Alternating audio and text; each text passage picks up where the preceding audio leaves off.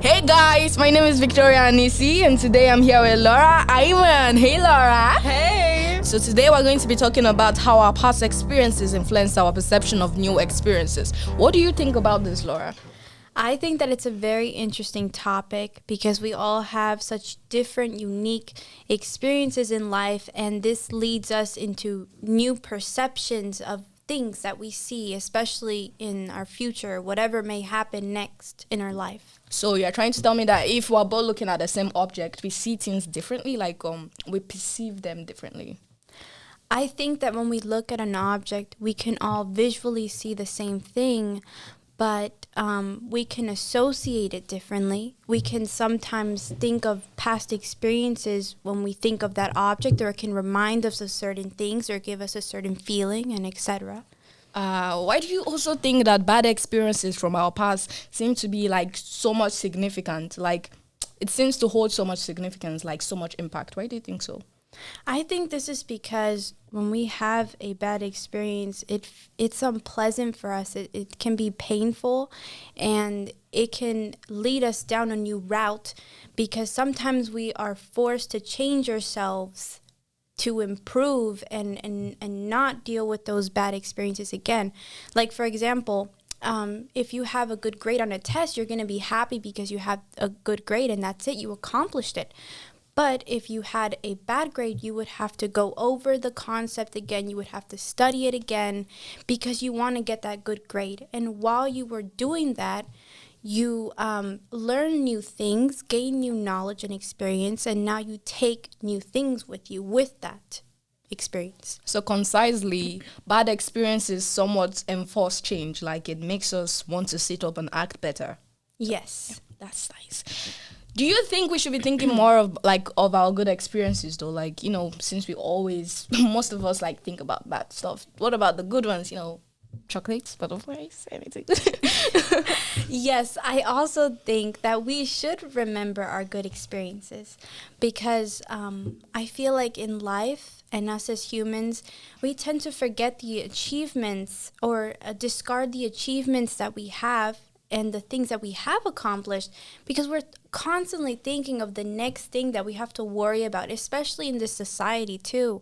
So we have to take the time to remember what we have accomplished because this also helps us and it reminds us of what we've done, and it can encourage us, going on in the future in life. So tell me, Laura, how do you feel right now? Like just talking to me, what emotions are you feeling? I feel good. That's very good. That's good. What do you think about like keeping our emotions in check? Some people tend to like try to control the way they feel. Some people actually try to like seize the way they feel. Do you think it's backfire? Do you think we should like control how we feel? What do you think? I think we should definitely be mindful of our emotions so that we don't act in impulsive ways, and we can also understand ourselves and we react in more how do I say this, in a more calm and understanding and put together way. Am I not allowed to be angry? You are allowed to be angry, but I think personally it is better to take time to process that anger and not let that anger unleash itself, because I feel like when we have a very intense emotion, we are not thinking logically. So we need to take some time and just process it, let it flow through, and then once it's calm down, then you can talk about it, process it out, and then be understood and heard and everything. Redirection. How do you think we should like redirect our anger, especially those intense ones? When you're excited, it's not really an intense emotion. It's actually what causes us relief. But intense emotions, like when you really want to punch something so bad, what do you think we should do? How do we redirect that anger? Well, this is a tough one because everybody is so different, and honestly, everybody would have to find their own coping way to deal with these emotions. But I feel like Um,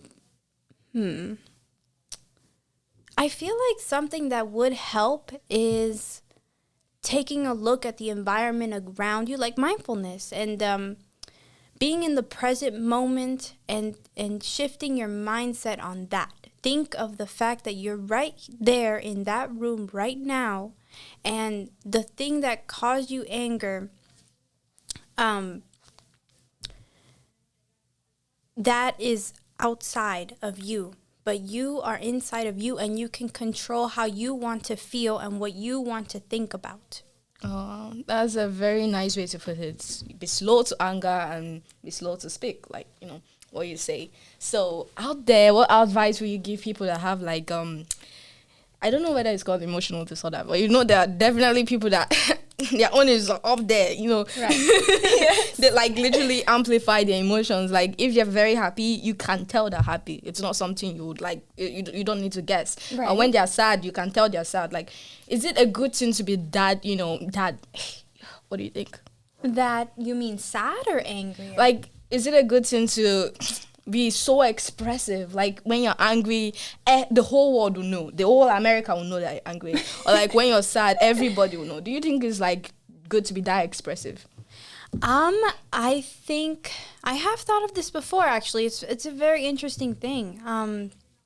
Because you want to be heard and understood, but at the same time, you don't want to like freak everyone out, because only you know why you got angry and what you're feeling and everything. But I think that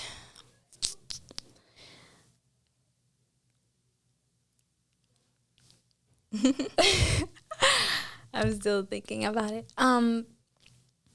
What was the question again?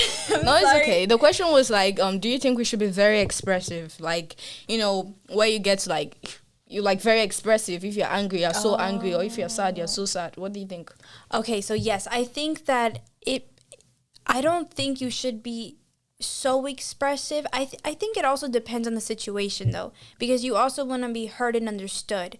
If it's like anger, well, obviously everybody's going to get defensive when you're angry, because they're not going to understand exactly how you're feeling and what led to that. So with anger, definitely I think that you should like take a moment to reflect and calm down the anger until you're ready to speak logically. But like, do you notice that for some reason that some like emotions we have to tone down, and some that is okay? Like when we're excited, we get to like, it's okay to be very excited. Nobody cares. In fact, people around you will be happy. But when you're angry and you get very angry, everybody's like, no, don't do that. Like, control yourself, be composed. What do you think about that? Like, why do you think we have to? It's fair to tone or like tune up some certain emotions that we're feeling and tune down some certain ones. It's a very interesting thing. Yeah, I've also thought about this. Well, when we're excited, we are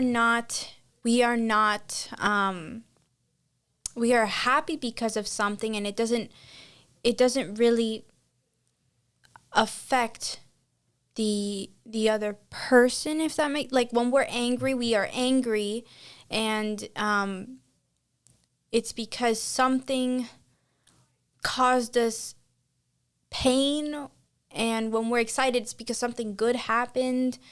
And when we're angry, we can get violent. Oh yeah.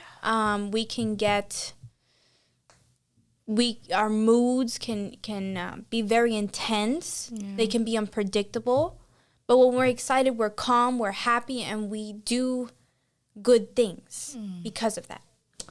Oh, Laura, that's our time. Thank you guys so much for listening to this. You guys have been a very wonderful audience. And thank you, Laura, for being on here today. Of course. I really appreciate you. And you guys, quick advice. Be careful. If you're going to do something or hurt another person, don't do it. Don't do it regardless of how you're feeling. Tone down your feeling. I think so. Is that good advice? Yes. Thank you so much for listening. I'm Victoria. And I am Laura. Have a nice day. Bye. Thank you. Bye.